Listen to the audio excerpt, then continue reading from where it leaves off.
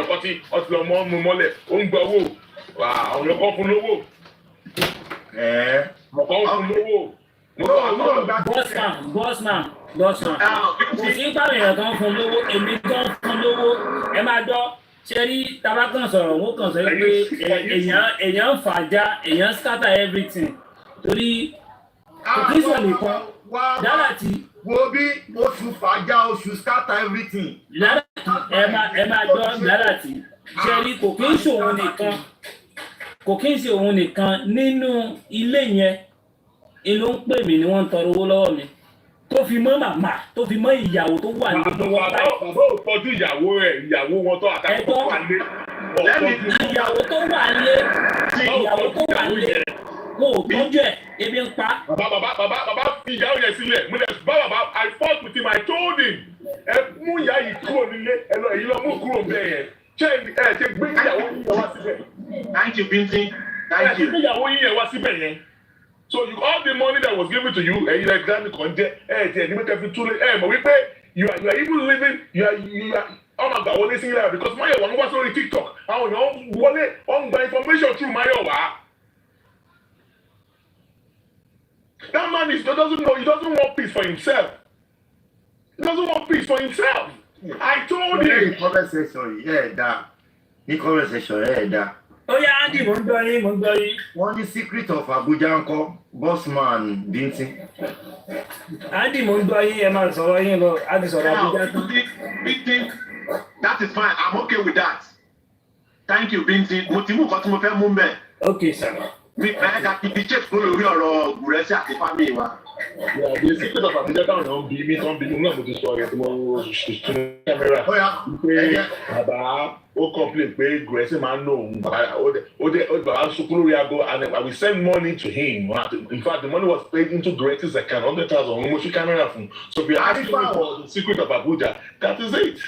Arifao mo fẹ́ publicly sìn sórí o ní láti dúró tán sórí tí èèyàn bá búlé èèyàn wọn kì í sá fún àwọn tó bá ń búlé èèyàn o ní láti tátán sí wọn lọ́rùn gidi tán bá búlé ẹ̀ kó búlé wọn bẹ́ẹ̀ tó bá lọ ní pé o fẹ́ lọ fọ́ fún èèyàn kan ìwọ ló fọ́tì o Ọlọ́run dẹ̀ ń yẹ kó fọ́tì wàá dúró tí wọn lọ́rùn ẹni bá búlé ẹ̀ kó búlé ẹ̀ ẹni bá báyé ẹ̀jẹ̀ kó tó báyé ẹ̀jẹ̀ kó báyé ẹ̀jẹ̀ ó ti gbọ́ mama don't shake rárá.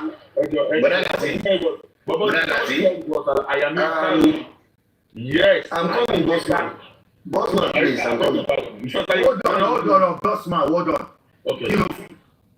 Sherry, come on, bully me, tí máa dákẹ́, mi sá fún wọn. Mi ní jáde wá face anybody wọn, láì ṣe pé mo bá ní evidence, tó evidence wọn lọ́wọ́. She understand? So, in tó máa ń jẹ́ kó dàbí ẹni wípé ó máa ń feel pé a ti bully Arifa, ó ti sá lọ fún wa. Ó ti ṣe gbá ó ti ṣá. Mo sọ kọ́kọ́ lórí live stream mi níjẹta, which I am still asking Gurxey to come out and debunk that. As at February, kọ́ńbọ́sì ìdákan wá sọ fún wa bóyá wọn offer wọn ní free pathology apart from Brekete family o. Another individual ó fún wọn ní free pathologies. Ẹ ní sanwó ẹ ní ṣe kankan, màá sanwó yẹn màá ṣe everything.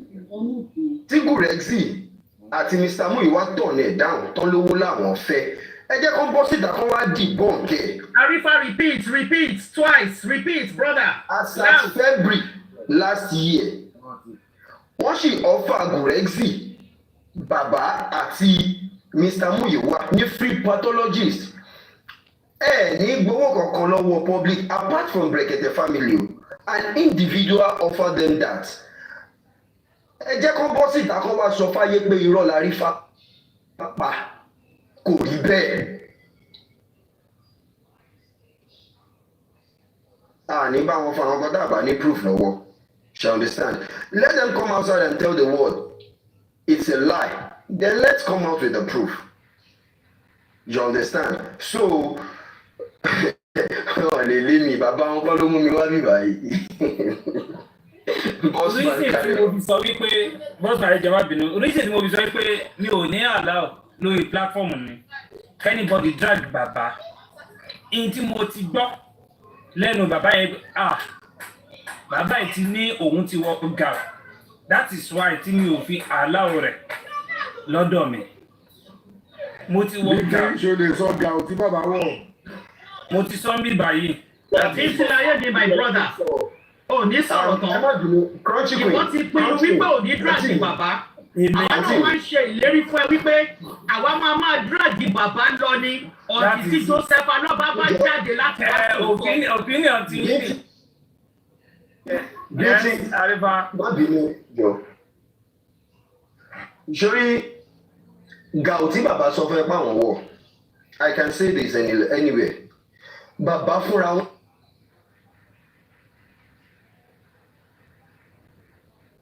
Wà manipulative.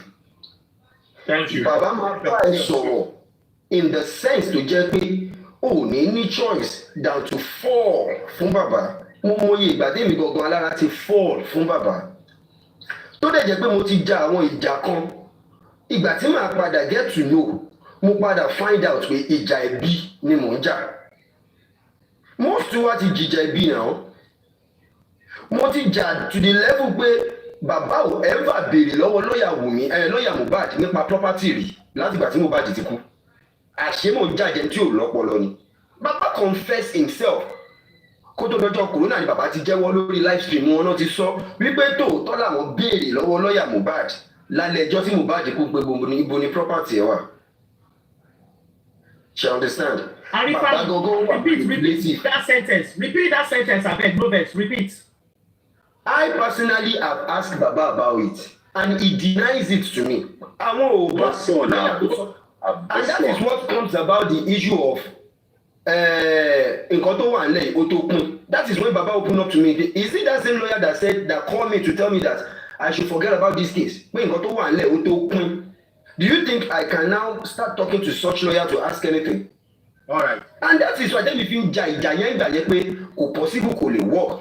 But funny enough, Ishaq lára àwọn káàmpù wọn ni lógun platform bàbá ló béèrè question yẹn jọ yẹn sir.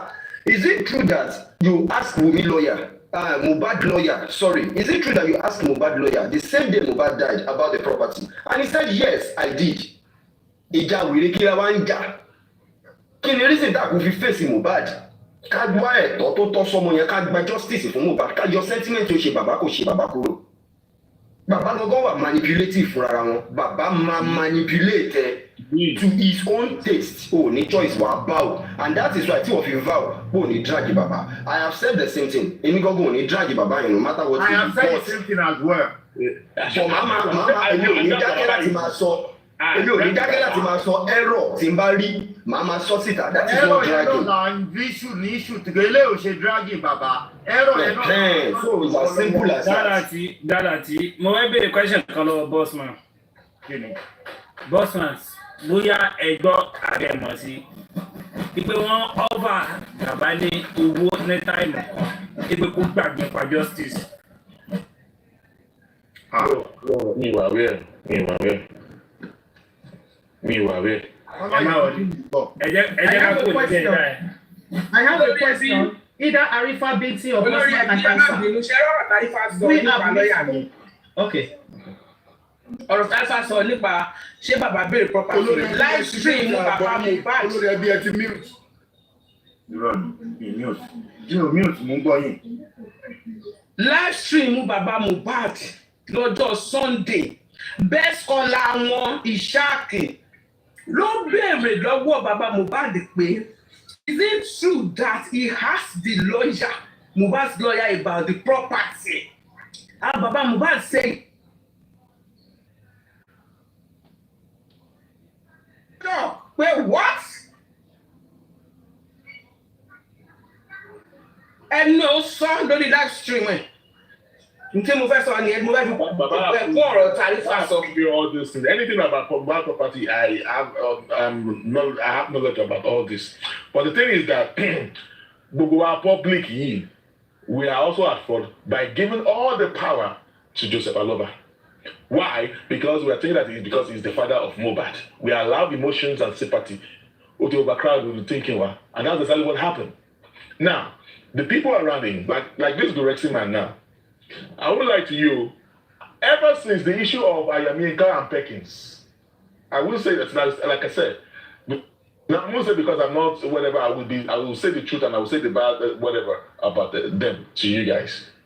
Ever since the issue of Abuja with Chairman and Ayaminka, with the fact of what Gurxey has been doing behind the closed door, playing his politics, Mr. Miwa is what I know about. Try to remove Gurxey.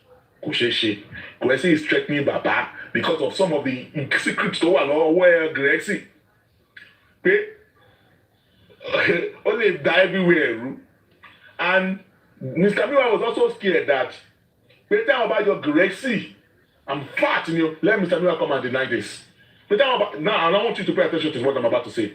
With the level of information that is in the hand of Gurxey, because everywhere Baba goes, Gurxey goes with him.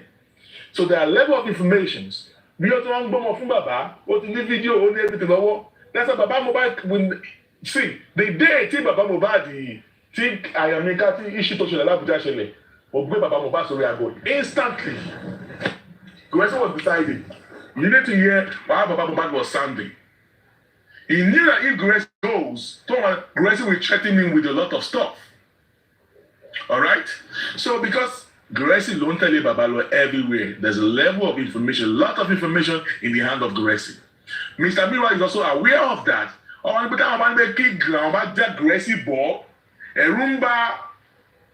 This is the thing that I knew about. That's why I was telling you last time that when I came here that at the time of toxicology, they could Gurxey more anything. So they're scared that if they allow Gurxey, probably Gurxey law with the level of information to allow Gurxey, come allow Shebiti Karimo, to allow this at the camp, lost out on Omowummi, I'm killing against Baba. That is why they just left him there. That's why they left him there. Can you see that Baba is in Gabo? Because of the level of information in the hands of Gurxey, it's going to expose Baba. This is what everyone knows. Let me come and deny this. Okay. I have questions on the Green app, so I want to all Igewedu panel members and my Oga host. I will do a recap for those who just came in. And I want to ask this question.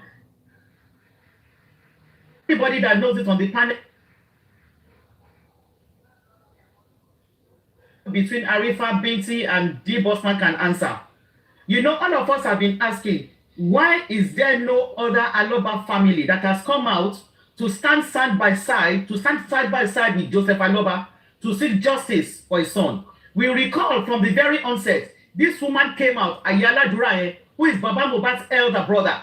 She came out at the very early stage, maybe around October. All of a sudden, everybody fizzled out. So we are wondering, ṣé Baba Mohbad and his sister Ejani, kí ló ṣẹlẹ̀? Because all of us are confused.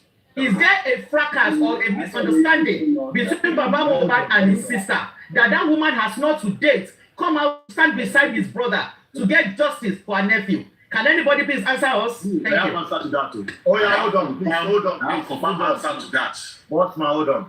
Oh yeah, sorrow. Hola. Yes sir. Put to sir.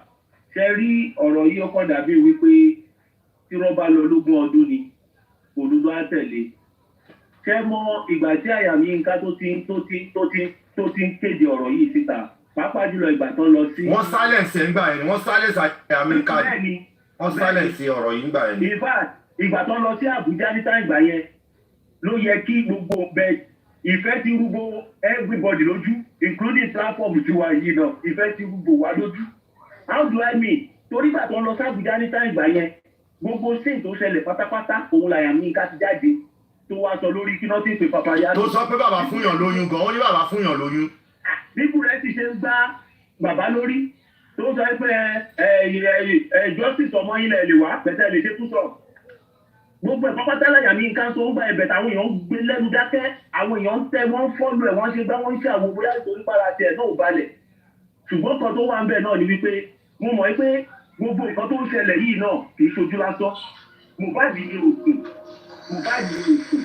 Bíbélì náà dẹ̀ sọ, ó ní ẹni tó dúró kó ṣọ́ra àbí kó dúró sí àbáwọn ẹ̀ máa ń gbọ́ báwọn bíbélì ṣe sọ̀rọ̀ yẹn kí gbogbo wa tá a wà lórí òtítọ́ lórí òdodo ká dúró ká dẹ̀ má yẹsẹ̀ Mohbad àgbàdájọ́ o àwọn tí wọ́n dẹ́kọ̀ bí ọ̀rọ̀ Fáráò ni Mohbad ṣe máa ṣọ̀rọ̀ bìkọ́ tó ti fún wọn ní táìmù tó láti ronú pìwàdà mo dẹ̀ jẹ́rìí pẹ̀lú gbogbo nǹkan tí bàbá ń gbọ́ yìí náà ẹ̀ẹ̀kan lọmọkùnrin máa ń kú ẹ̀ẹ̀kan péré lọmọkùnrin máa ń kú bí bàbá jáde wọ́n jáde ọ̀dà kí lójú òrírí àjọ jáde lọ́jọ́ kan wọ́n fún mi lọ́mọ méjì gbogbo ayé tẹ́ẹ̀bà pamí ẹ̀ pamí kò sí sọ̀bẹ̀ lílé apá àwọn ajábọ̀ kò sí ìbọn tó fẹ́ sọ mọ́ ẹ mọ̀ pé mo tẹ̀sí sọ náà ti pẹ́ pé nínú báńdéèjì ní bàbá ní bàbá Mohbad ni wọ́n wà nínú ìgbàgbọ́ ni bàbá yẹn wà tẹ́ bá rí wọn tó ń rẹ́rìn kì í ṣe tùtàmí ìfẹ́ tí wọn rẹ́rìn tó ju wọn ò ṣe kí tàbí tó ń rẹ́rìn kò dénú bàbá yẹn because àwọn ìgbàgbọ́ wà láàrin wọn tó yẹ pé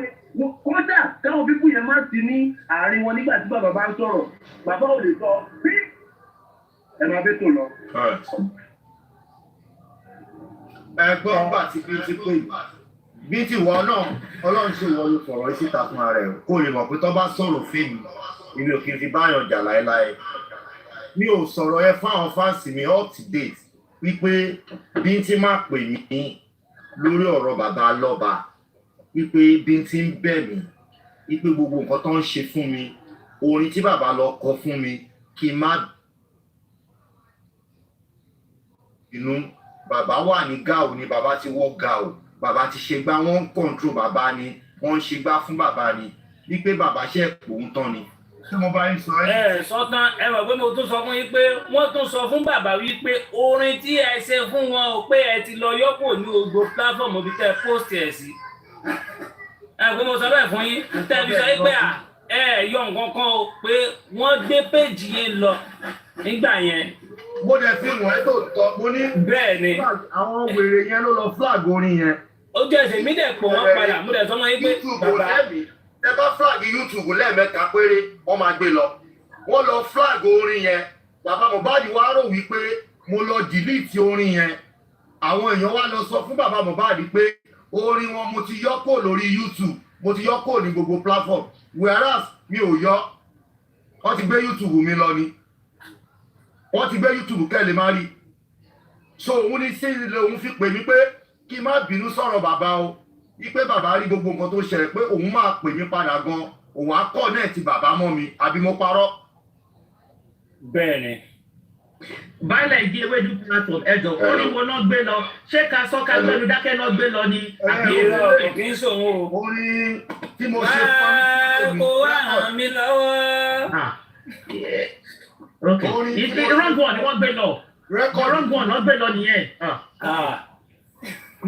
Orin tó ṣe é máa sọ. Why not? Yes, àwọn bíi méjì àbí mẹ́ta ti béèrè question yìí látẹ̀kọ́ and I see some commenters too who are saying the most important thing is what is the way forward.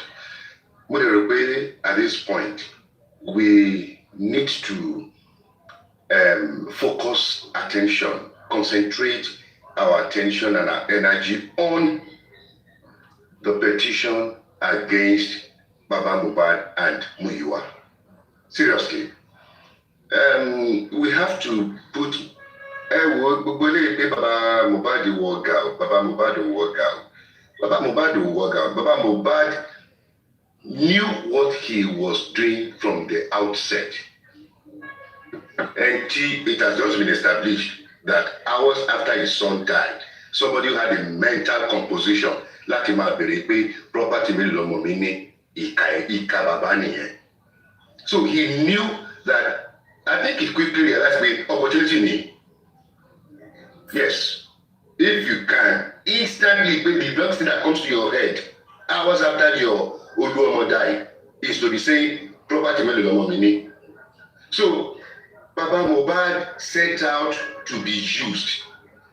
He found allies in people who can help him achieve his aim. He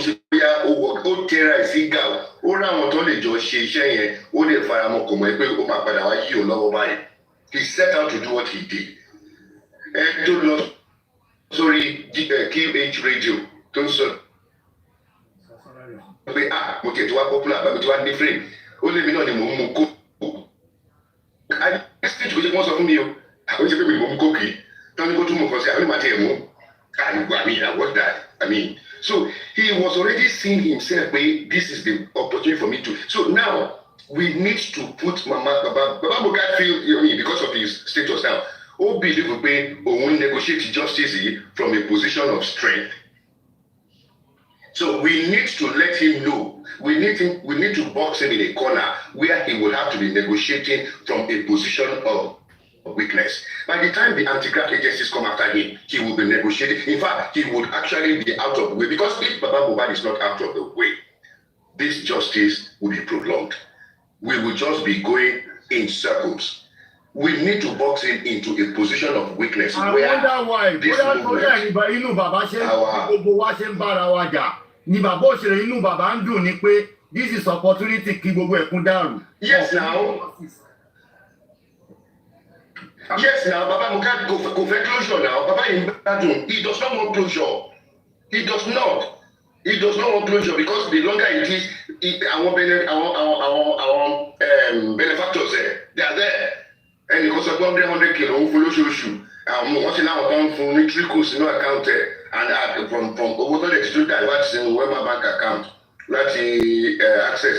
Baba Mohbad has to pay. By the time we focus energy on petitioning Baba Mohbad,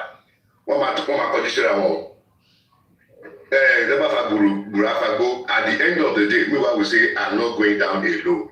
Baba Mohbad, and then when they are negotiating this struggle from a position of weakness, we will have the upper hand to concentrate on what we are doing with the police. For me, I can predict what is going to come from the corona. We will hit a stone wall, a brick wall. Mark my word. We are going to hit a brick wall, or they will hit a brick wall. Corona. Hold on. Yes. Thank you. Oh yes, Soro. Okay, hello. I appreciate that. No, I'm just no. I'm not doing the person. I can't see that. It's not about that she will be the person.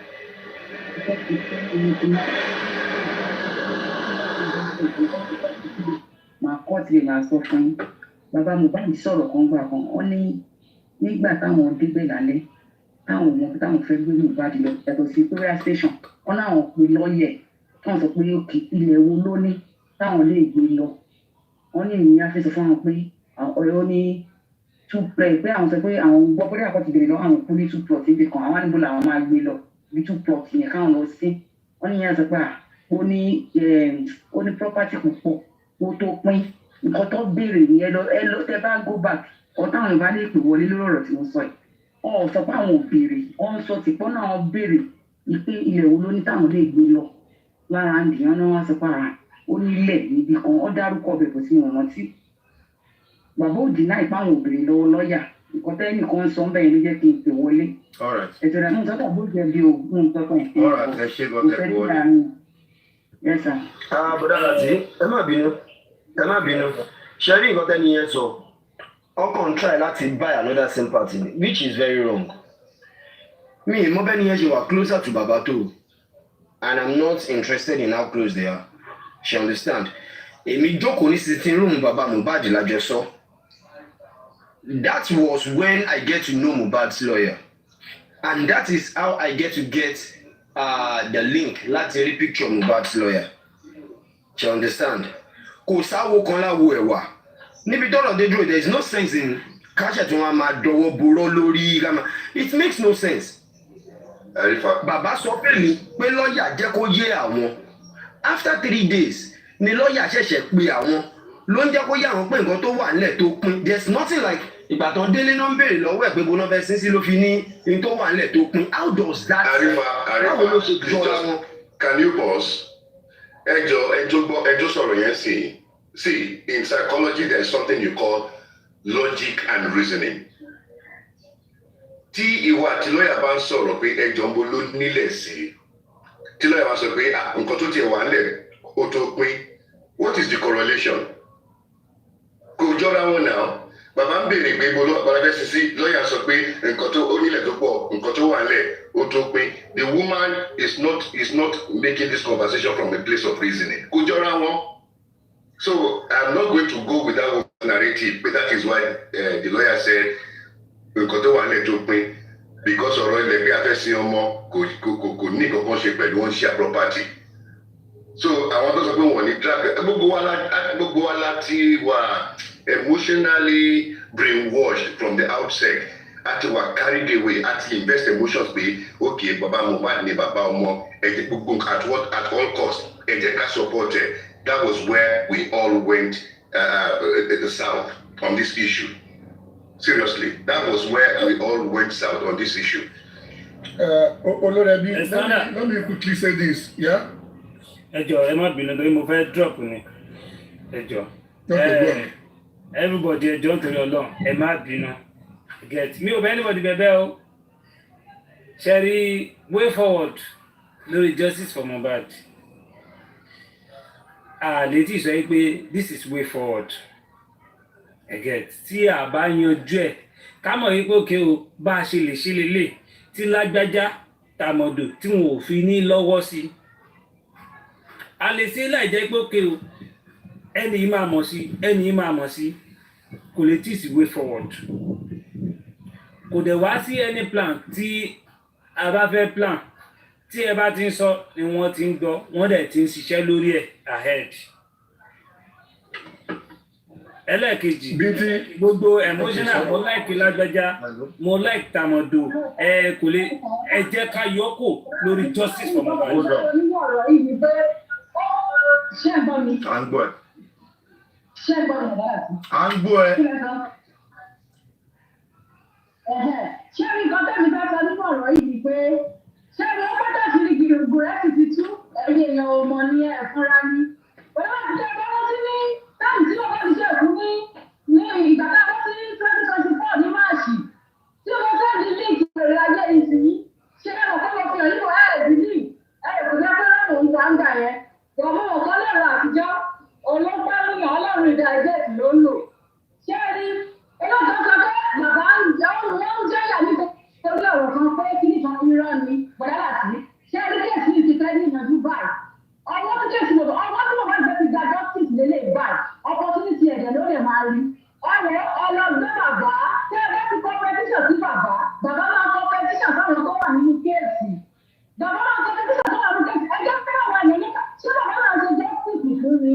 Ṣé bí bàbá náà ṣe justice fún? Bàbá sì lè dúró sọ̀rọ̀ wọ́n sì lè sọ̀rọ̀ ẹnu wọn pé gbélé ló sọ ọmọ bá mi ní ọmọ ìsọ̀rọ̀ mo fẹ́ fún ìgbà kan gba kò sí ibẹ̀ mọ́lẹ́kùn wá ti fẹ́ ìjà ara ẹ̀ ẹ̀jẹ̀ ká gbé bàbá ṣé ní bọ́ọ̀dù wọ́n tún náà ti sọ òun wọ́n tún ní ẹni tó ṣe kí ló ti pè á tọ́sí àbí tọ́jú bọ́lábì fún wọn fún bàbáàdì wọ́n ní ọ̀fẹ́ ló ṣe ṣé ní ìyàwó náà wọ́n sì tún ti bàbá mi láti pé kó má ṣe láti pé kó má jáde síta láti wá sọ̀rọ̀ wọ́n lè láwọn wá justice ẹ̀sà táwọn ọ̀tá ní the justice real justice fún àdẹ̀fẹ́ lọ sùn àwọn náà fẹ́ gbúgbọ́ ẹgbẹ́ náà fẹ́ kìkìkì íńtánẹ́ẹ̀tì mọ́ ẹgbẹ́ lẹ́gbẹ́ bàbá sájọ́ọ̀bù rẹ̀ sì àwọn ọlọ́wọ́ máa fi ṣàòkò ara wọn jáde ẹjọ́ ìlọ́wọ́ àìró oṣù ẹjọ́ ìgbà ọmọ ẹgbẹ́ òbí ìgbà ọmọ máa gbé ẹjẹ́ kan gbé àwọn pẹ̀lú ẹni tó ń ṣe sí káàkiri mọ́ ojú òfin ti fọ́nà ìkàwé kù jẹ́jẹ́ ẹjẹ́ kan lọ gbé bàbá lè sọ̀rọ̀ ó lẹ́nu tó máa fi dìfẹ́ǹdà rẹ̀ tó bá ti débi tó ti fẹ́ gbé ẹgbẹ́ EFCC kọ́ lu bàbá lọ fún ibi kọ́ lọ gbé. Now ẹ jẹ́ kí n tètè round up ẹjọ́ ẹ má bínú tó mo fẹ́ drop. Ṣé rí tẹ bá rántí ìgbà tí Bukky Jesse ní ẹ má lọ sí platform ọmọ àkúdàáyà yẹn wọ́n wòye pé reason náà fi pèmí lákúdàáyà ni pé báwo ló ṣe ń rí gbogbo àṣírí báwo ni gbogbo information yẹn ṣe ń dọ́wọ́ ẹ̀ á dẹ̀ jáde á wá sán wọ́n wòye pé àkúdàáyà ni. Now mo sọ wípé wọ́n ń gbé mi ìbọ̀ ní last program tí mo ṣe wọ́n ti rí i pé lè táwọn ṣe ó ti lulẹ̀. Ṣé wọ́n ní Bukky pè lọ́mọ àkúdàáyà ni? Èmi náà ń pè lákúdàáyà. Wọ́n ń gbé mi ìbọ̀ wá tí wọ́n dẹ̀ máa sọ pé eré la máa ṣe é sìn eré la máa ṣe é sìn mo ti mélé tipẹ́ in ló jẹ́ kí wọ́n wá máa play àwọn voice note àkùsì òfò kan tí wọ́n ń play wọ́n á padà tún gbé mi wá ibẹ̀ tá a bá ṣe léyìí a máa rí jọ́sìn ẹ jẹ́ ká tẹ̀lé lágbájá ẹ jẹ́ scam ni o ẹ dẹ̀ mọ́ believe anybody ẹ believe ara yín ire o. Okay, thank you, Owodikoko. You see, firstly, you don't understand that. Ẹ má bínú bọ̀dá. Ẹ̀yin náà la lè yan jẹ ìsàndà. Ẹ̀yin náà la lè yan jẹ. Okay, go on. You understand? A lè yan yín jẹ. Ẹ̀gbọ́n náà ẹ máa gbà ní àgbà ní. Bọ̀dá mi, if there is nothing anymore, ẹ jẹ́ kí èmi náà sọ̀kalẹ̀. And if there is any other thing, Mama, that's later. Ẹ ṣé gan. Thank you so very much, everybody. Ó dàbọ̀.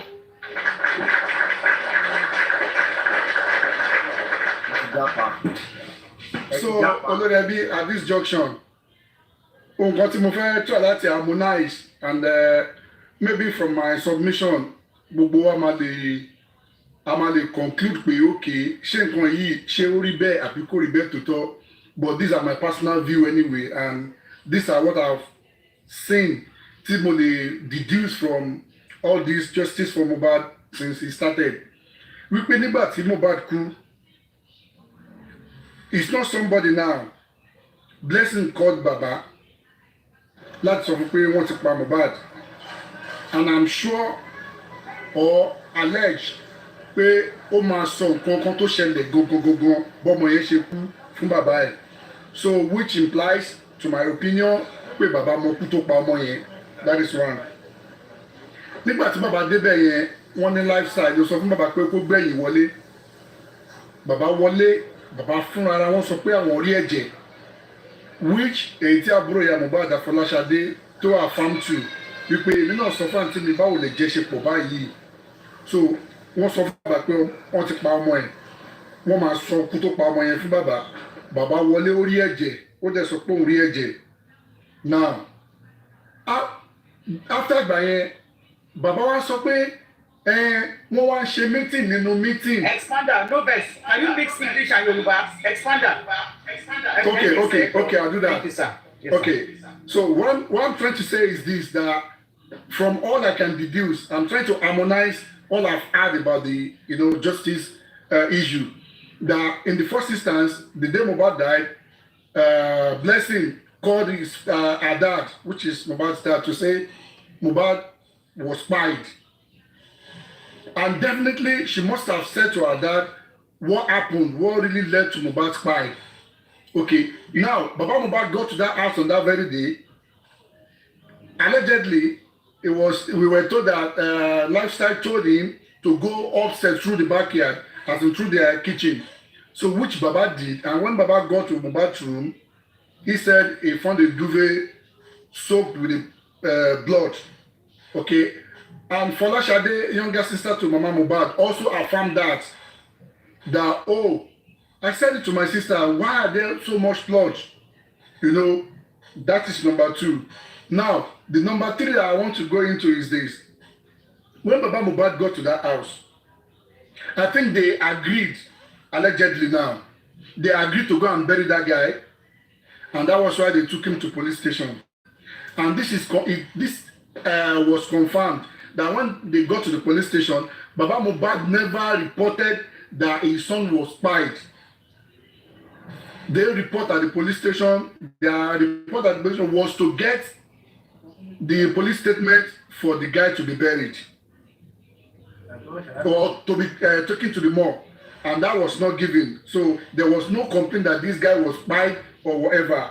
They went to go and get police report so that he could be put into the morgue, that was not given. Then they took him for burial following day. Now where I'm coming is this: after the burial, like I said before, they went for the burial, they all agreed to go and bury him, and eventually they went for the burial. And after that, they were supposed to have a meeting, and that was where they played Baba Mohbad. They said Darosha was to come and pick Baba Mohbad. It was raining that very day. Baba Mohbad went to Mama Mohbad's house where she stays, and Mama said, I've gone to Mohbad's house, so Baba was surprised. Later on, Baba called the other day that when are we having the meeting? They say, what is it called? Darosha is not feeling fine. so the usher could not come and pick Baba. And more so, it was raining on that very day. It was later that Baba called Blessing to say, where are you? And that one said that I'm on my way to my husband's house because we had the meeting. And Baba was like, which meeting? And that was how the disagreement between that camp and Baba started. Because Baba even said they started having meeting within meeting. And that was when they all go, different ways. Now, what I'm trying to deduce now is from onset, Baba knows that Mohbad was spied. He knew everything. But when they played him, maybe about the property or whatever, I don't know. Now, he now turned back at them to say, and that was when he starts talking about the blood he saw, blah, blah, blah, all of that. Now, that is it. When that now happened, Baba knew the people that surrounded him, that these are anti-justice.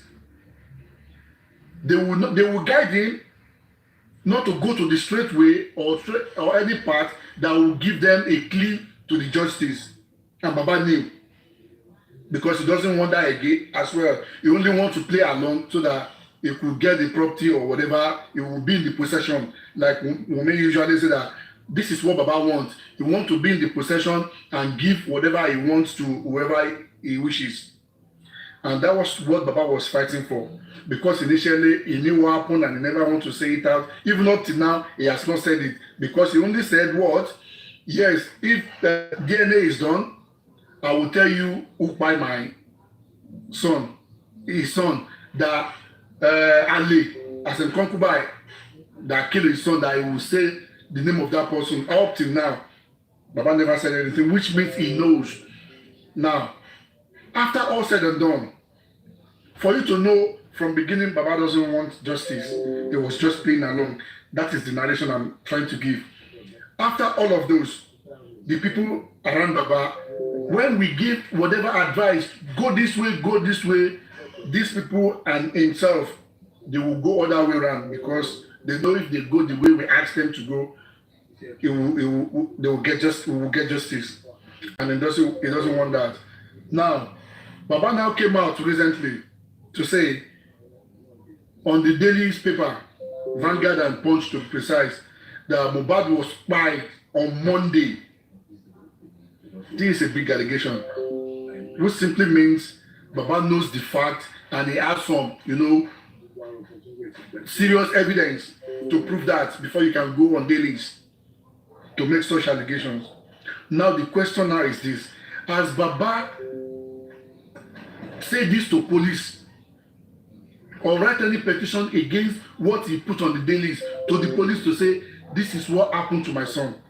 Or even in the coroner inquest, which that would be a good evidence and a new lead, for people to be fished out. Has this ever been done? About 3 or 4 weeks now that Baba did that allegation. Up till now, we never had any such in coroner inquest or reported to police. Nothing. It never happened. And all of these other, revelations that is coming out, Baba never did.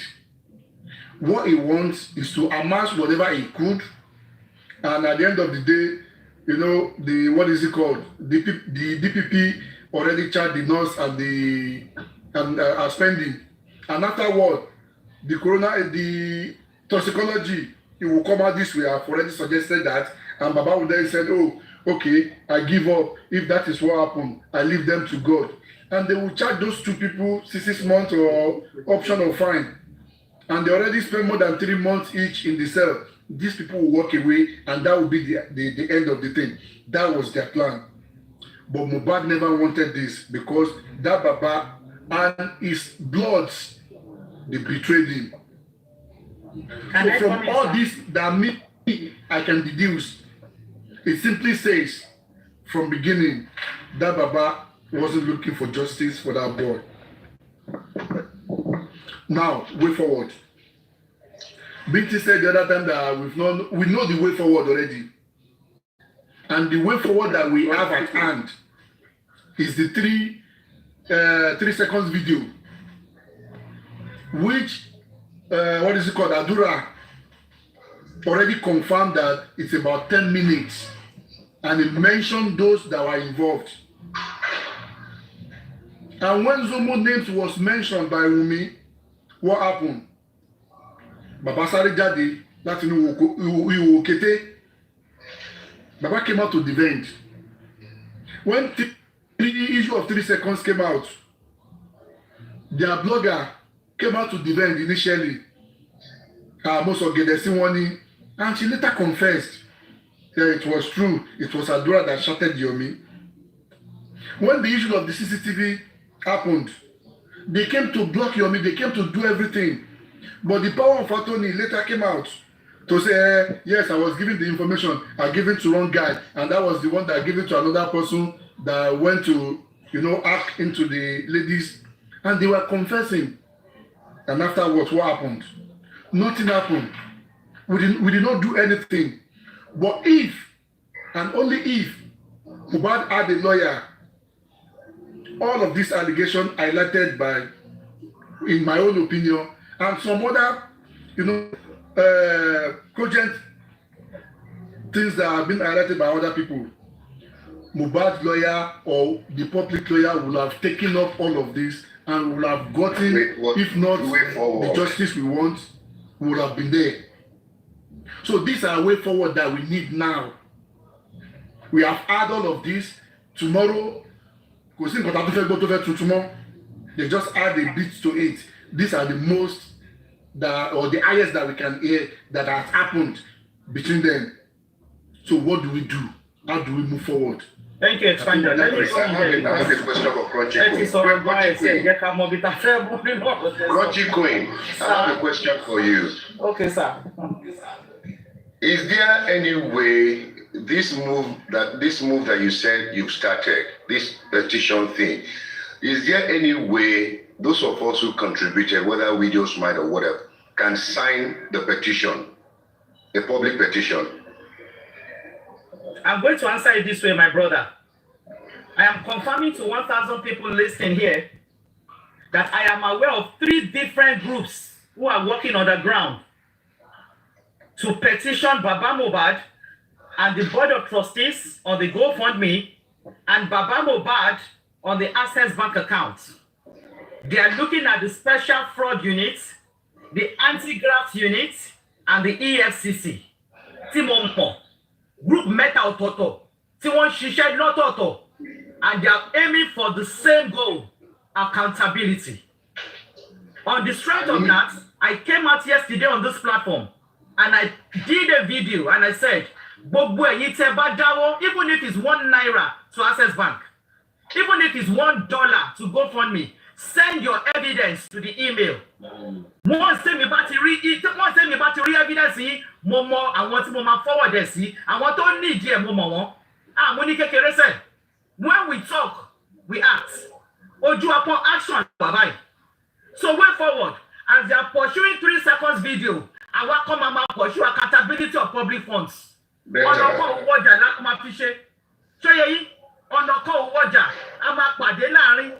Yomi, Expander, and the rest, with our support, they are pursuing 3 seconds video. Hallelujah. I welcome, I'm going to pursue accountability. Mohbad justice. I want to support Josie. Tomawa on the platform in Tombo. Before you sleep tonight, I want you to ask yourself one question. Josie Aloba Oniebi, àwọn ọmọ tó bí nínú wọn support ẹ, ìyàwó ẹ kò support ẹ, àbúrò ẹ wọn support ẹ, ẹ̀gbọ́n ẹ wọn support ẹ, ó yẹ kẹ́ worú ẹ̀yàn bẹ́ẹ̀. Your children are against you. Your family against you. You are the single fighter. Ṣé wọ́n hate Mohbad tó yẹn ni? Àbí wà tí ẹ̀gàn ni ò dá? Àbí you all of them saw that you are pursuing something.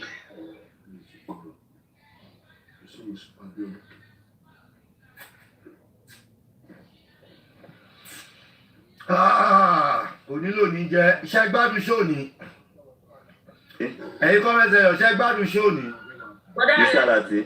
Mi tí ẹ mọ̀ tí mo lè sọ mọ́ mo ti orí ń fọ́ mo ṣe jókòó báyìí. In fact. Mr. Lati. Ọ̀rọ̀ ti sọ̀rọ̀ ẹ̀. Sammy Jojo, over to you, brother. Sammy Jojo, over. Power tap and follow the host. Follow the host. Follow the host. Follow the host. Follow the host. Power tap and follow the host now. If you haven't followed. Sammy Jojo tó sọ̀rọ̀. Bálẹ̀ Igewedu Foundation àbí platform. Ẹ bá mi bẹ Fàbónì kó unblock mi. Gbogbo comment section ẹ bá mi bẹ Fàbónì àti parí ìjà. Ta ló jẹ́ Fàbónì? Ó wà ń bí Fàbónì yẹn bọ́ unblock mi náà tó lọ́lọ́run. Ẹ bá ń bẹ̀ Bálẹ̀ Igewedu platform. Fàbónì wà ń bí. Fàbónì block mi àti parí ìjà náà. Ẹ bá mi fẹnu sí comment section. Ẹ mi bẹ Fàbónì to unblock Crush Queen o. We don settle fight now. Abeg, unblock me jàre. Kofi ti ń bá mi bẹ̀bẹ̀. Kofi bá mi fẹnu sí. Bálẹ̀ ìfẹnu sí náà. Bálẹ̀ Igewedu platform. Ẹ bá ń bẹ Fàbónì. Ní ìfìmẹ̀ tó ń jẹ́ Fàbónì. Ó wà ń bí. Bọ́dá láti ẹ mọ̀ Fàbónì. Àgbẹ̀kẹ́ ṣé jàre. Fàbónì hàn kan náà. Onílé bá ń fẹnu sí. Ẹ bá ń bẹ Fàbónì ẹ ṣe rí. Onífẹ̀mí ẹ má mi bẹ Fàbónì o. Mo ti lagole lórí báyìí. Ẹ ṣe, thank you. Now, Amina. Bọ́dá láti ẹ kú oríire. Gbogbo ohun tó ń sọ láti jẹ ọjọ́ ìtàn boyin lọ́tún lósì àṣírí tuntun báyìí. In fact, láti ẹ̀kọ́ mo kàn jókòó. Adam, I will recap. I promise, I will recap. In fact, mi tí ẹ mọ̀ tí mo lè sọ mọ́. Láti jẹ ọjọ́ yẹn, kí ló ń pè Gurxey mo gbogbo eléyìí. Èyí tí mo ti pígì pọ́ǹtì kan bẹ̀rẹ̀ pé ìgbà tó ń lọ sọ́dọ̀ Bẹ̀rẹ̀kẹ̀tẹ̀. Tó ń bá bèrè question lọ́wọ́ bàbá, kò jẹ́ kí bàbá sọ̀rọ̀, òun ló máa kọ́kọ́ dìde. In fact, gbogbo ohun tó ń ṣe lẹ́yìn Mohbad, orí Mohbad máa mú wọn pa ní gbogbo wọn tó bá mọ níkù Mohbad wọn ò lè lọ. Like, in fact, bọ́dá láti mi orí ń fọ́ mi. In fact, mo fẹ́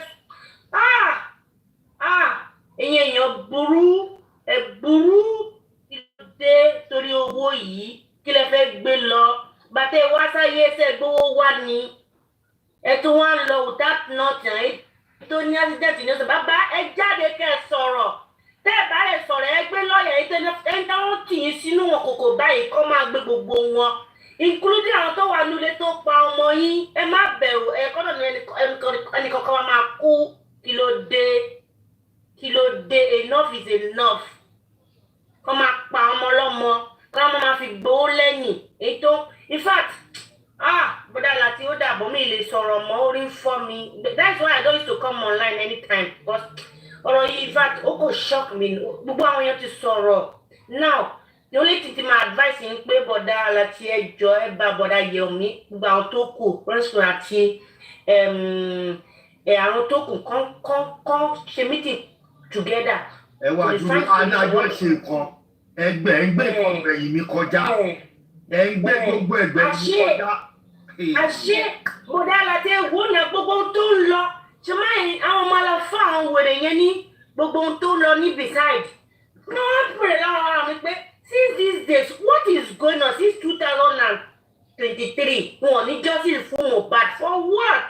Àṣà àwọn olórí burúkú yìí ló wà ń sàlẹ̀ tó máa fún ọ ní ọwọ́ lẹ́yìn lọ́sì wọ́n bà gbogbo ẹ̀jẹ̀ ẹ lè kúre àwọn olórí burúkú àwọn wèrè gbogbo yín pátá ẹ bá wọn kú Mohbad ẹ ní kúre o ẹ máa tẹ̀lé lọ lágbára Ọlọ́run ṣẹ́ni tí ò ní kú. Thank you. Oga, please, sir, before Sammy Jojo, let me recap because of those in the comment section, sir. Just 2 minutes, I will just recap. Then Sammy Jojo will talk. Okay, we got to this point because we wanted to Adama, see something football, something maybe Agbabola. Please just try to listen to the recap. We got to this point because we wanted to unmask and unravel how Gurxey and Famuyiwa came into this movement. Who brought them? So, in the course of the discussion, Yeye Kudi on a live stream today said Bukky Jesse brought Ayodele Famuyiwa. Bossman has confirmed it a long time ago, and a lot of people also confirmed it, that Bukky Jesse brought Ayodele Famuyiwa.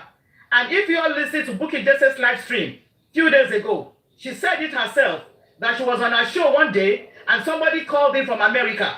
He called himself Mr. Ayo, introduced himself, blah, blah, blah, blah, blah. Along the line, he got to know that he happens to know Baba Mohbad. They are from the same hometown, but there is no blood connection. They are not related. So Bukky Jesse now connected Ayodele Famuyiwa to Baba Mohbad. So the bottom line is that they gave us a lie from the very onset that these two people are cousins or whatever. They are not cousins. They are only from the same maybe locality in the Ekiti State. Joseph Aloba and Famuyiwa Ayodele, who Joseph Aloba gave the power of attorney, there is no blood connection. That is why Muyiwa never came to Nigeria to see Mohbad's body till today. Somebody who owns the power of attorney has not deemed it fit to come to Nigeria in 19 months to see the body of the person to whom he was given the power of attorney. Is that not strange? So that shows you there is no connection. No connection at all. Then, Gurxey, allegedly, from what Binti Laye said today, I'm quoting Binti, Gurxey and Omowummi happens to be dating. They are lovers, boyfriend and girlfriend. I am quoting Binti Laye. We also got to know here that Gurxey and King White are bosom friends. They are very close. We also got to know here that Gurxey and PS, Muyiwa PS, are business partners. We got to know right here. So Gurxey is connected to Omowummi, and we know where Omowummi belongs. Gurxey is connected to King White, and we know where King White belongs. So that tells you whatever goes on within this movement is already compromised from the onset. That is why we are where we are today. Don't forget, Baba Mohbad has two lieutenants, one on the right, one on the left. Alligator Muyiwa and Generator Gurxey. So that's where we are today. Thank you. Osami Jojo, over.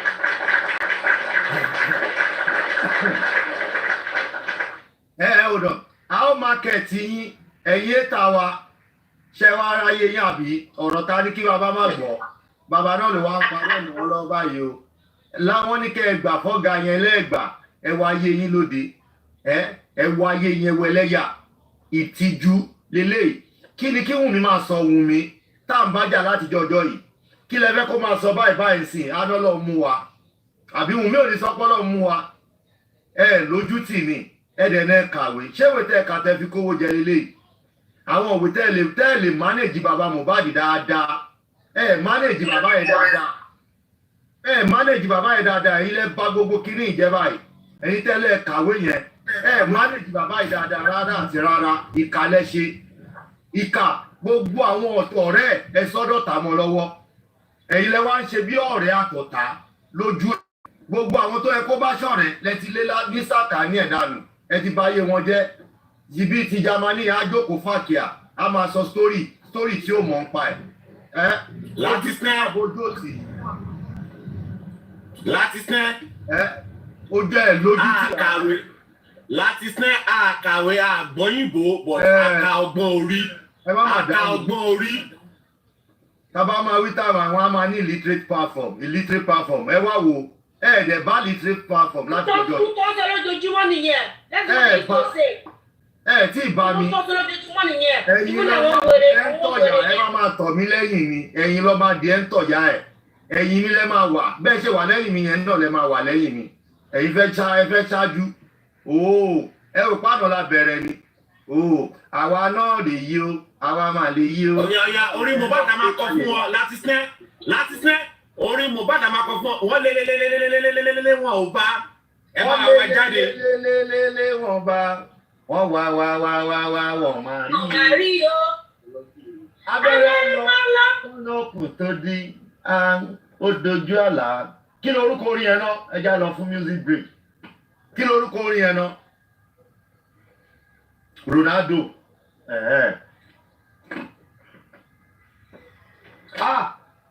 Ó dùn mí gan. Ẹ mú owó 70 million ẹ ṣe ń ṣekú ṣe dẹ̀ kàwé. 70 million ẹ ṣe ń ṣekú ṣe yẹn. Ìtẹ́fi dóbò nú ẹ̀ gbọ́mọ fún bàbá. Ẹ ń ṣe 3 sum.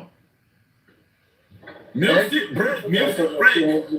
Sakuma ẹjọ dúró sá. Music break ẹjọ. Not knowing what's going on in my business. That's Abẹ́rẹ́ á lọ. kọ́nà kù tó di ó dojú àlàkẹ́ tó rí Mohbad abẹ́rẹ́ á lọ kọ́nà kù tó di yéyéyéyé ó dojú àlàkẹ́ tó rí Mohbad. Ejo, membership into Igi Ewedu platform is open o. Àwọn members wọ́n ti reach out pé àwọn fẹ́ join Igi Ewedu platform. Ẹ kàn sí olórí ẹbí pẹ̀lú fọ́ọ̀mù yín. Ẹ fi ní fọ́ọ̀mù for Igi Ewedu platform.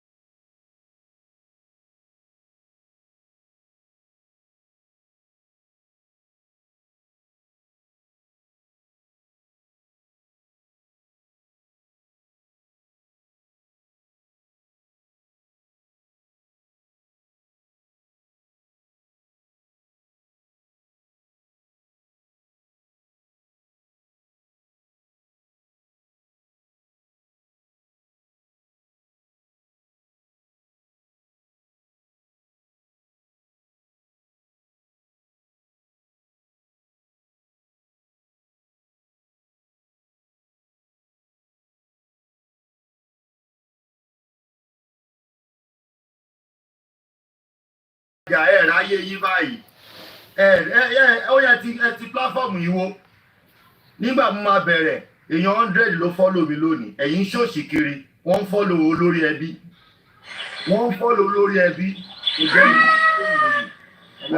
láyọ̀ wọlé o láyọ̀ wọ́n fọ́lò mi ni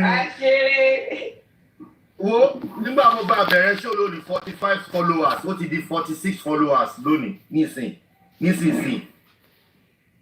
Go ye, you got it. If you don't got it, we got it, but I like to. We got you. We got you. Woman, you and one day, 5. Wo ya àwọn tó ẹ dọ́nà ẹ lè sọ yẹ àwọn mélòó ló ń gbé mi ní kọjá. Ṣé lè rántí? Ẹ lọ bọ́ gang up lórí èmi nìkan. Ọ̀pọ̀. Lọ́wọ́ gang up lórí èmi nìkan ṣoṣo wọn lọ́dẹ̀ lọ dìtẹ̀. Ẹ̀jẹ̀ kí sáré sọ. Ọ̀tẹ̀ yín wá ṣí síwájú mi wá ní kí n má sọ̀rọ̀. Ẹlẹ́yà yín níwájú mi. Ẹ máa regret pé bá mi jà. Ẹ máa regret. Bá má bá mi jà, bá má da gbogbo ẹ̀rú báyìí. Ìjà tẹ bá mi jà láfi da gbogbo ẹ̀rú mo fi kẹ́ ẹ lè mọ̀ pé ó pọ̀ lẹ́bi yanrìn. Mo gbé yín débẹ̀.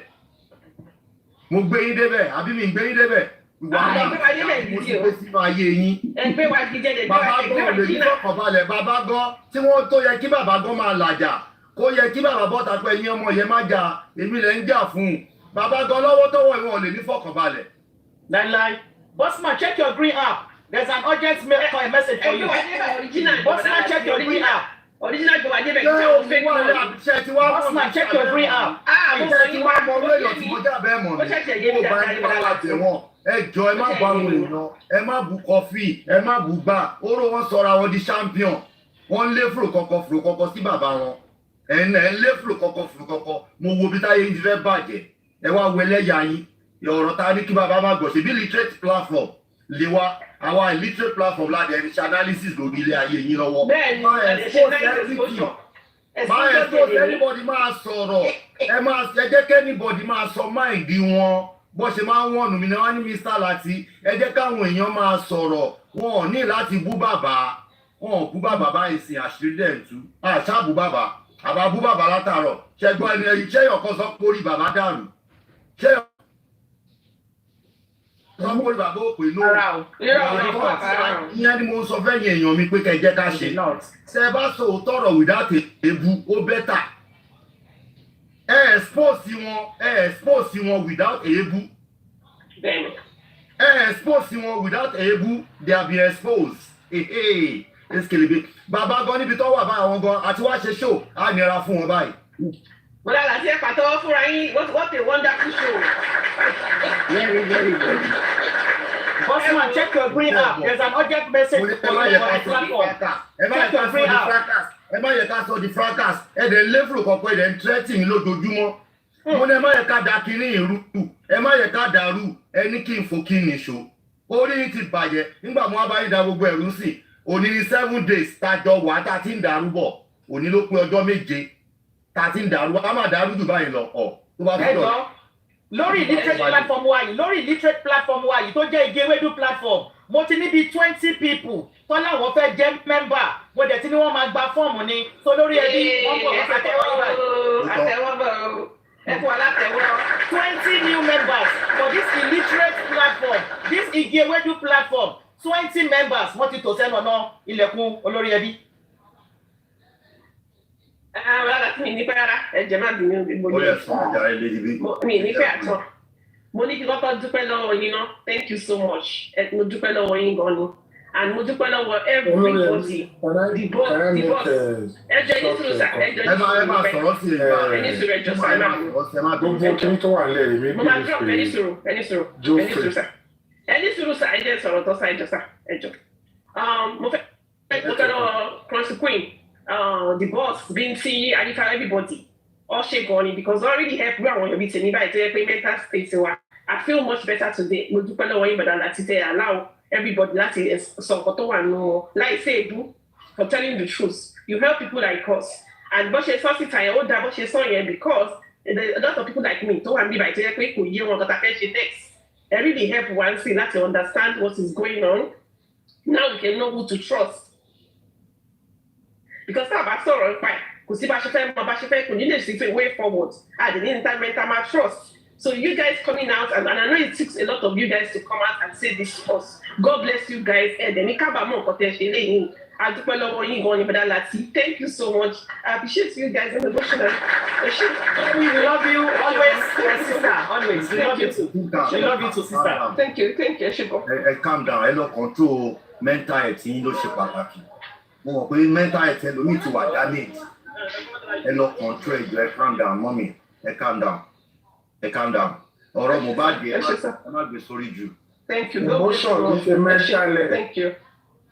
Yọ̀mí ló tún lè gbé wa débẹ̀ Yọ̀mí ní ká tún máa wojú nǹkan tó ẹ máa gbọ́ lẹ́nu mi nìyẹn.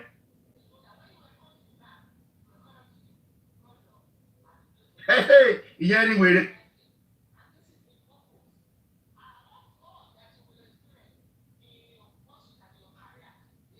wọ́n mú dání ló ń play káàkiri wọ́n ń play kiri inú mi dùn bẹ́ẹ̀ ń play káàkiri ṣọ́rọ̀ tí mo sọ online tí èso ọ̀rọ̀ tí mo sọ ń kọ́dà ọ̀rọ̀ tí mo tún sọ tí mo tún sọ ṣé mo parọ́ ní ẹ̀yin comment section ta ló lè gbé yín débẹ̀ lọ́wọ́ tẹ̀ wá ta lè tún gbọ́kànlé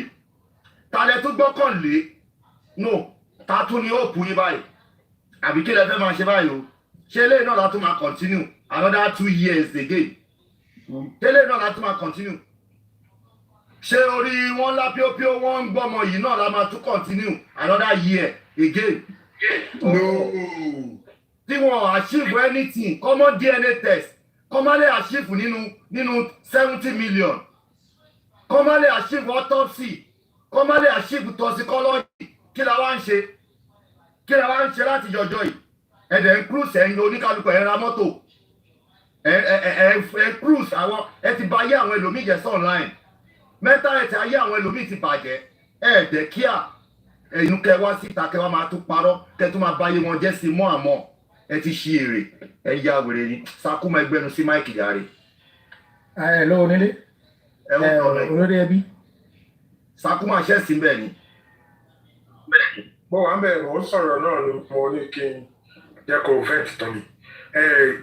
J4M ni ó ní gbogbo mo ń gbọ́ gbogbo nǹkan everybody sọ látara. látòrí everybody, let me just say everybody, sir. Don't delay, olórí ẹbí, as you have been saying, I'm not trying to lay claim. Kì í ṣe pé mo try láti lay claim.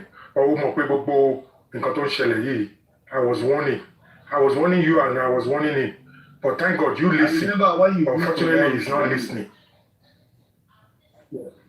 Yeah, and it's distant. And, I'm happy it has come to this. Not that to bring anybody down, but to bring the truth, because the truth needs to be told. I know when you are not listening, because but I want to come debi. But if I don't let debi, well, on ti sọ pé wọ́n fẹ́ fọ́ àgbọn ni orí wọn náà ni wọ́n dẹ̀ ti ń fọ́. Arífàpòwe kan lẹ́ẹ̀kan owó ẹ̀wà pé mo ti gbàgbé bóyá òwe yẹn but iṣó náà ló máa gbẹ yẹn. So anyway, J4M òun ló bẹ̀rẹ̀ gbogbo kìíní gbogbo ìtí ẹ̀ ń sọ tó ń sọ pé Gurxey this Gurxey that. Mọ̀ pé kíní ìpadà lè wọ́n lórí bàbá mọ̀mọ́ fẹ́ báyé mi jẹ́ online mi bàbá Mohbad fẹ́ báyé mi jẹ́ online mi lọ sọ mí sí búlì ó lọ rojọ́ mi káàkiri wọ́n wá ń búlì mi wọ́n dẹ̀ jókòó sí mi. tí ògiri ò bá lanu aláǹgbá ò lè ráyè wọ̀bẹ̀ gbogbo àwọn Gurxey èmi ní igbá àwo kókó ọba ṣaṣọ ẹ̀ J4M ló pa àlà gbogbo ẹ̀ kò dẹ̀ sí àṣírí tán lè bò kò sí nǹkan tí J4M tí Gurxey lè ní pẹ̀lú J4M ìkè kò gbọ́ ẹ̀ lẹ́ti sọ lẹ́yìn oníkàkù ti sọ tidbit tó mọ̀ ìmí ọ̀fàjá ìmí ọ̀fàjá ìmí bossman fàjá ìmí kò fàjá. But everybody have said it, and it is not pé Josie ò lè free her from them. Ìwà ẹni, it is ìwà, and it's very unfortunate when people are calling you left and right. Tell man pèèyàn pa má ṣe lè má ṣe àwọn kéèyàn náà dẹ́ẹ̀dẹ́ mìíràn o. Kí ni àwọn pípò yìí sọ Joseph Aloba ò pààyàn náà. Why must it be that you must stick with these people all the time? J4M wà níbí and even you when tí mo sọ pé alátẹnujẹ ni Gurxey and maybe I spoke too soon at that time but I knew what I was doing.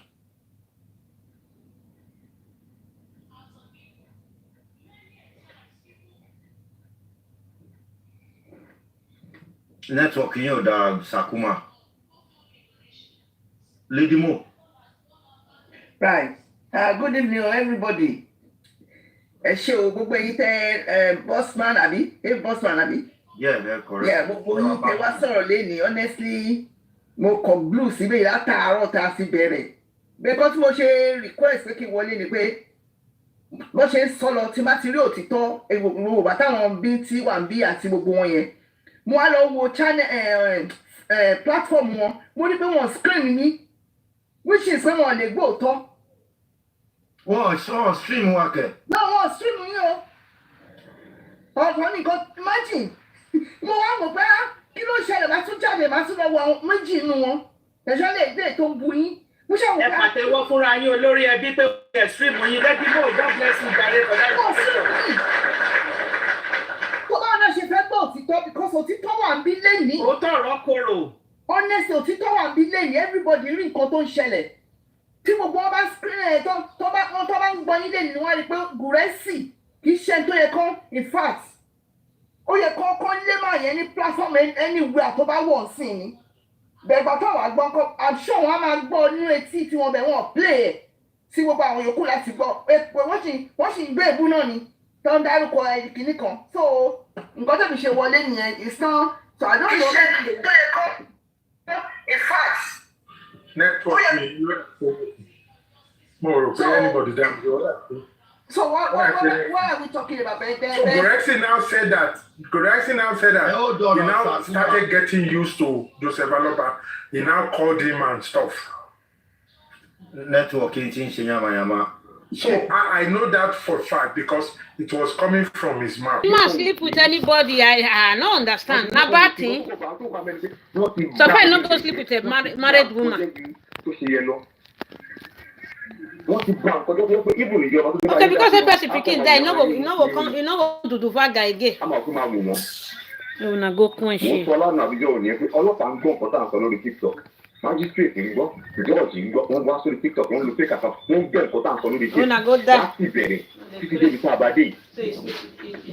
Go la pio. Oh, pikin there, not the la pio, not the shop. Gbogbo ẹ̀ pátápátá ló mọ̀. I said one time like yóò sí ọ̀wọ̀n bí i kó béèrè ọ̀tọ̀ kó béèrè díẹ̀ nìkan lọ́wọ́.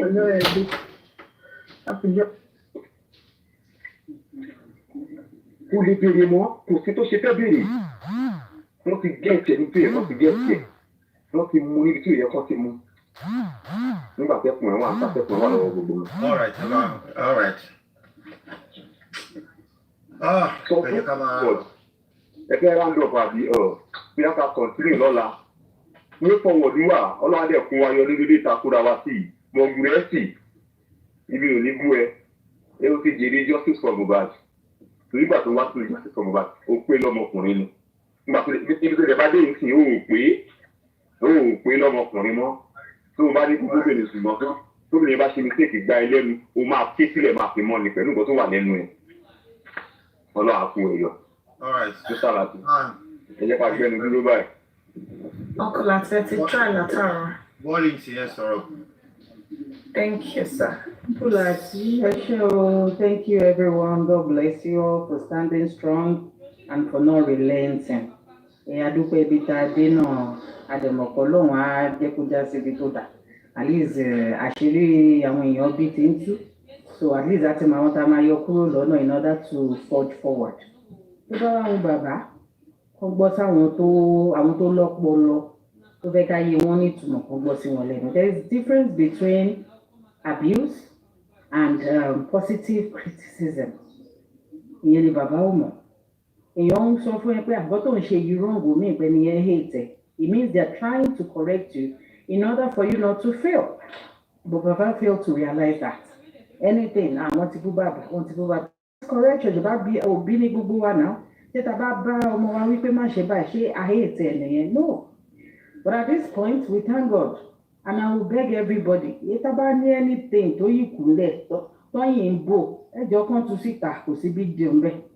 Kò sí big deal ńbẹ̀. Ayẹ́sì tó máa tó kí ló fẹ́ lè jù láyé yìí tá a fẹ́ gbọ́ náà. I mean they should just say it all. So that bàbá yẹn gan mọ̀ pé kò sí nǹkan tó fẹ́ máa hold òun mọ́. Ṣé understand? Instead ká máa sọ pé orí ìtòkù.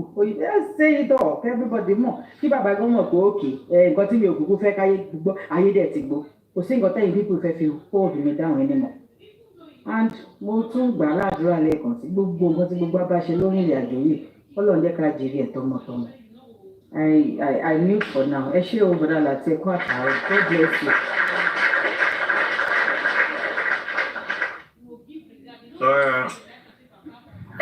Mo fẹ́ sọ̀rọ̀ Uncle Latte. I want everybody ẹ ṣé látàárọ̀ Uncle Latte, thank you so much. Mo fẹ́ kí nǹkan tí èmi kàn learn nínú gbogbo nǹkan tó ń ṣẹlẹ̀ yìí. Gbogbo ẹ̀yin òbí tó jẹ́ wípé ẹ ní ọjọ́ iwájú ẹ ní ọjọ́ ọ̀la. Ṣùgbọ́n ẹ fẹ́ máa bímọ thinking that ọmọ tẹ́ bá bí òun ló máa wá fún yín lọ́jọ́ ọ̀la. Ṣé ti rí bó ṣe máa ń rí?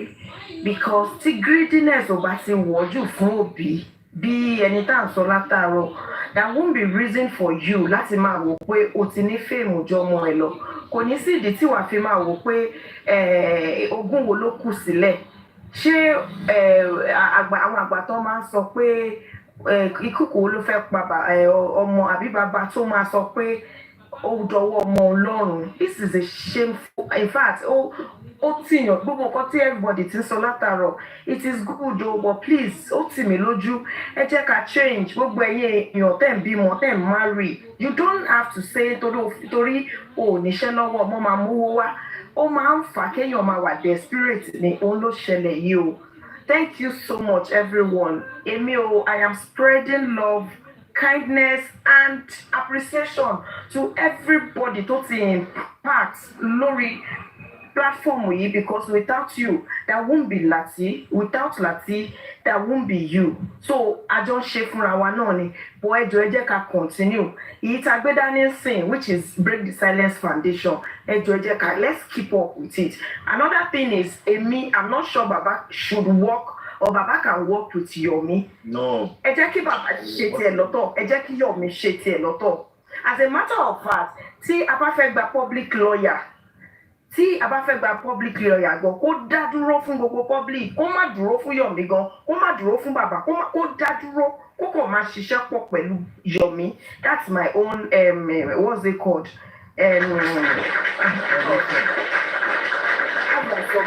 thank you everyone. Tọ́rọ̀ bá dé sí kò lórí ẹ jẹ́ ká sọ ọ̀rọ̀ tó bá kù ọ̀rọ̀ ẹ má jẹ́ kó jẹ́ ọ̀rọ̀ òun inú ẹlẹ́dẹ̀ ló ń gbé ẹjọ́ ẹ gbogbo ẹ̀yin tẹ́ gbọ́rọ̀ sínú ẹ ti try over months over years ẹ ti àgbà ní ẹjọ́ ẹ sọ jáde. Let's know where we're going now. Thank you so much everyone. God bless you. Kid boss, thank you so much. Olórí ẹbí ẹ kú àtàárọ̀ mo kúkú wà nsàlẹ̀ mo ń gbọ́ gbogbo bó ṣe ń lọ mo rí pé àwọn àgbàlagbà àwọn àgbà owó ló pọ̀ lórí platform lénìí. So mo learn a lot. Òṣèré submission ti tèmi ti alẹ́ orin yẹn ni mo ti ń gbọ́ látijọ́ tí ilé ayé ti dáyé mi tí gbọ́ ìkejì èyí tí bàbá lọ́ba ń ṣe. Kí ni orin yẹn? Ọmọ ni ó jogún o aṣọ báwo náà yẹ kọ́ nìyẹn